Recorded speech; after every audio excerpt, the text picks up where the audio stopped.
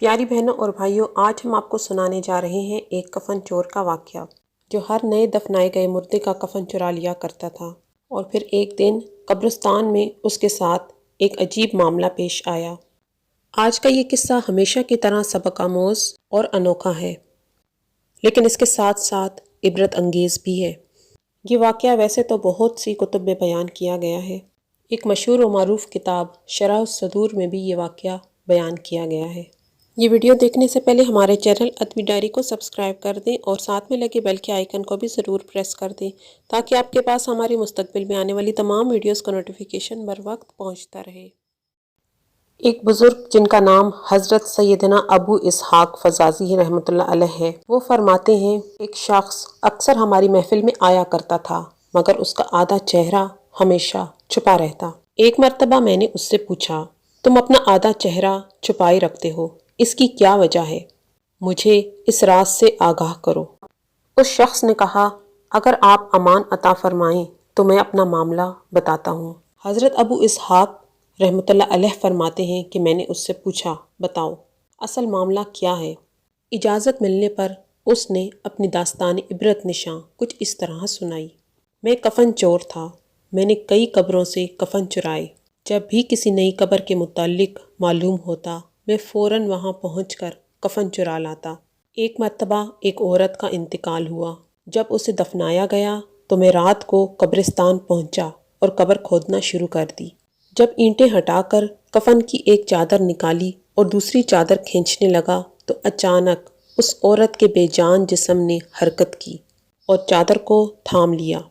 کفن چرانا کیونکہ میرا پیشہ تھا، ڈر تو مجھے لگتا نہیں تھا۔ میں نے اس سے کہا، تمہارا کیا خیال ہے کہ تم مجھ پر غالب آ جاؤ گی؟ ایسا ہرگز نہیں ہو سکتا۔ یہ کہہ کر میں گھٹنوں کے بل بیٹھ گیا اور پوری قوت سے کفن کھینچنے لگا۔ یکایک عورت نے ایک زوردار تھپڑ میرے منہ پر مارا۔ درد کی شدت سے میں بے قرار ہو گیا اور میرے چہرے پر بہت زیادہ جلن ہونے لگی۔ یہ کہہ کر اس کفن چور نے اپنے چہرے سے کپڑا ہٹایا تو اس کے گال پر انگلیوں کے نشان بالکل واضح تھے۔ میں نے کہا، اچھا پھر کیا ہوا؟ وہ شخص بولا، پھر میں نے چادر واپس اس عورت پر ڈال دی اور جلدی جلدی قبر پر مٹی ڈال کر برابر کر دی اور پختہ ارادہ کیا کہ جب تک زندہ رہوں گا کبھی بھی کفن نہیں چراؤں گا۔ اللہ عزوجل میرے سابقہ گناہوں کو معاف فرمائے اور مجھے توبہ پر استقامت عطا فرمائے۔ حضرت ابو اسحاق رحمۃ اللہ علیہ فرماتے ہیں، اس کفن چور کا سارا واقعہ لکھ کر میں نے حضرت سیدنا ابو اوزاری رحمۃ اللہ علیہ کی طرف روانہ کیا۔ انہوں نے یہ جواب لکھ کر بھیجا، تیرا بھلا ہو، اس سے پوچھ جو مسلمان قبلہ رو دفنائے گئے، کیا سب کے چہرے قبلہ سمت ہی تھے یا قبلے سے پھر چکے تھے؟ میں نے کفن چور سے جب یہ سوال کیا تو اس نے کہا، میں نے جن لوگوں کے کفن چرائے ان میں سے اکثر کے چہرے قبلے سے پھر چکے تھے۔ حضرت سیدنا ابو اسحاق رحمۃ اللہ علیہ فرماتے ہیں، میں نے یہ بات لکھ کر امام اوزائی رحمۃ اللہ علیہ کی خدمت میں بھیجی تو انہوں نے جواباً یہ تحریر بھجوائی، انا للہ و انا الیہ راجعون۔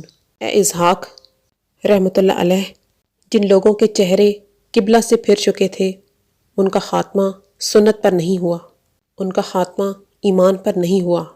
اللہ عزوجل ہمیں اپنی حفظ و امان میں رکھے، ہمارا خاتمہ ایمان پر فرمائے، آمین۔ اس داستان عبرت میں ہمارے لیے عبرت کے بے شمار مدنی پھول ہیں۔ ذرا سوچئے کتنا تشویشناک معاملہ ہے کہ جو لوگ سنتوں سے منہ موڑ لیتے ہیں، احکام شریعت پر عمل پیرا نہیں ہوتے اور دنیا کو دین پر ترجیح دیتے ہیں، ان کے ساتھ قبر میں انتہائی وحشت ناک معاملہ ہوتا ہے۔ قبر اور آخرت میں لمحہ بھر کا عذاب بھی برداشت سے باہر ہے۔ ہمارے نازک جسم جہنم کی بھڑکتی ہوئی دلوں تک پہنچنے والی سخت آگ کا سامنا نہیں کر سکتے۔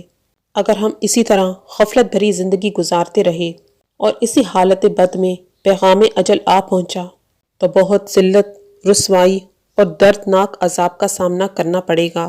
آئیے جھٹ پٹ اپنے گناہوں سے سچی توبہ کر لیجئے اور رو رو کر خالق کائنات سے معافی مانگ لیں۔ مومنوں پر رحم و کرم فرمانے والے نبی کریم رؤوف رحیم صلی اللہ علیہ وآلہ وسلم کی سنتوں کو اپنا کر ان کے دامن کرم سے وابستہ ہو جائیے، درود و سلام کی کثرت کیجیے۔ اللہ پاک ہم سب کو سمجھنے اور نیک اعمال کرنے کی توفیق عطا فرمائے۔ اپنی دعاؤں میں یاد رکھیے گا۔ اللہ پاک آپ سب کا حافظ و نگہبان۔